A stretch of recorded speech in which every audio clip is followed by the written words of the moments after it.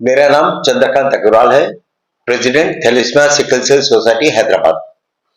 Thalassaemia sickle cell society जो है, ये थैलेसीमिया और सिकल सेल से ग्रसित मरीजों के लिए काम करती है।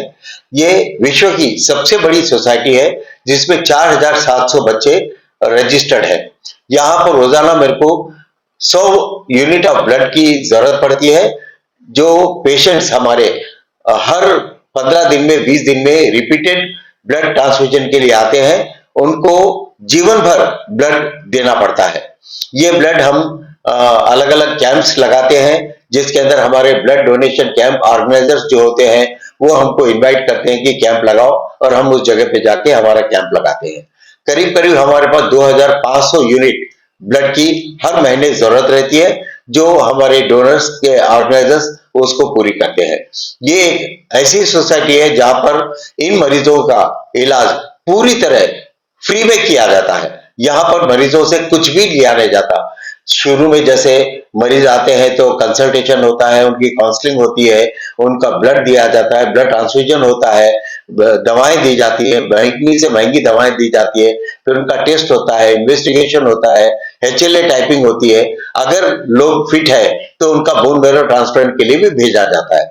हमारे पास कई ऐसी संस्थाएं हैं जो बोन मैरो ट्रांसप्लांट को सपोर्ट करती है, जैसे कोल इंडिया लिमिटेड है, बजाज इलेक्ट्रॉनिक्स है, डेक्कन फाइन केमिकल्स है, संकल्प इंडिया फाउंडेशन है, ऐसे नारायण हृदयालय है। ऐसे कई लोग हैं जो बोन मैरो ट्रांसप्लांट को सपोर्ट करते हैं, जिसकी वजह से हमने अभी तक 217 बोन मैरो ट्रांसप्लांट हमारे बच्चों के लिए कर दिए हैं। बोन मैरो ट्रांसप्लांट करने के बाद इन बच्चों को जिंदगी भर खून की जरूरत नहीं पड़ती।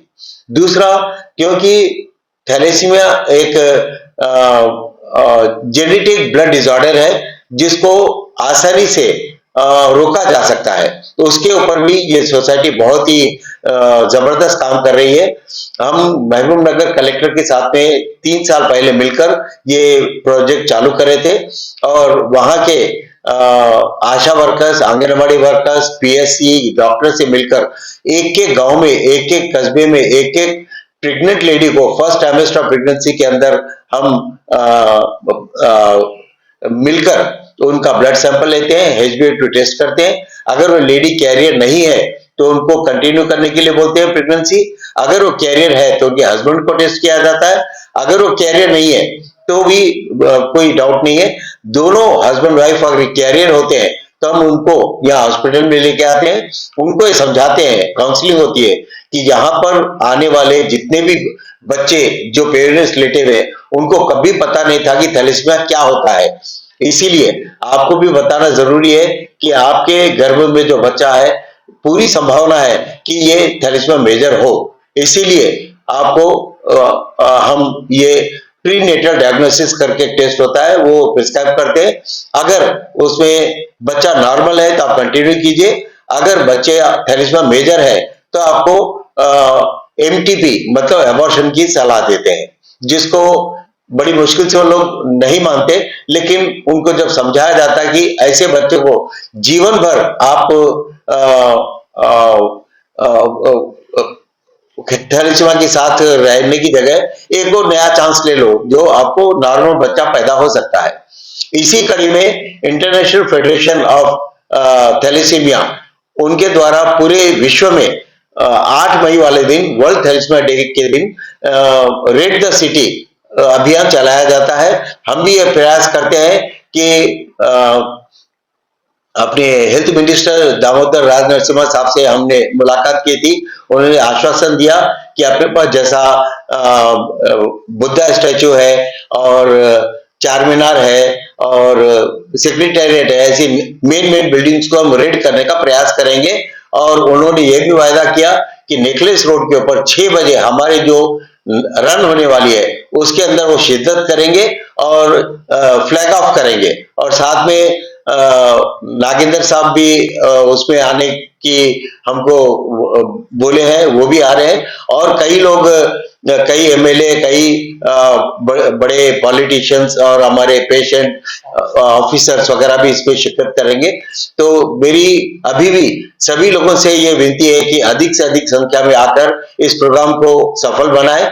ये अभियान केवल एक नेकलेस रोड पे चलने के लिए नहीं है, ये अभियान थैलेसीमिया के लिए अवेयरनेस फैलाने के लिए है और हमारा ये इरादा है कि जल्दी से जल्दी थैलेसीमिया से मुक्त करके तेलंगाना को first state in India declare करें कि आज के बाद तेलंगाना में थैलेसीमिया से बच्चा पैदा नहीं हो सकता।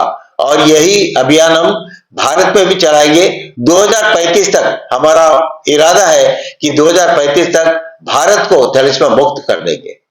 जैसे कि सब तेलंगाना के अंदर कितनी जगहों पे ब्लड कैंप लगेगा आपका? कौन से एरिया नहीं, blood donation camp actually Hyderabad से 60-70 किलोमीटर की परिधि के अंदर ही हम लोग ले सकते हैं, क्योंकि वहां से लेकर आके इमीडिएटली ट्रांसपोर्ट करके उसका प्रोसेसिंग करना पड़ता। तो हम दूसरे डिस्ट्रिक्ट्स में जाकर ब्लड डोनेशन नहीं ले सकते। लेकिन हमारी एक और शाखा है खम्मम में है, जहां पर हमारे वो खोलने की वजह ये थी, कोत्तागुड़म भद्राचलम एरिया में बहुत सारे पेशेंट्स हैं जो हैदराबाद आ नहीं सकते थे। तो हमारे बोर्ड मेंबर्स ने सोचा कि जो पेशेंट हमारे पास नहीं आ सकता, क्यों नहीं हम उनके पास जाएं। तो हम लोग डिसाइड करके खम्मम में एक सेंटर खोले, उससे उस एरिया के सारे पेशेंट्स को बहुत लाभ मिलता है और वो लोग ही आपस में ब्लड डोनेशन कैंप कर लेते हैं और सारी दवाएं वहां पर भी फ्री में दी जाती है। सारे टेस्ट इन्वेस्टिगेशन जैसे हैदराबाद में होते हैं वो सारी सेवाएं वहां दी जाती है।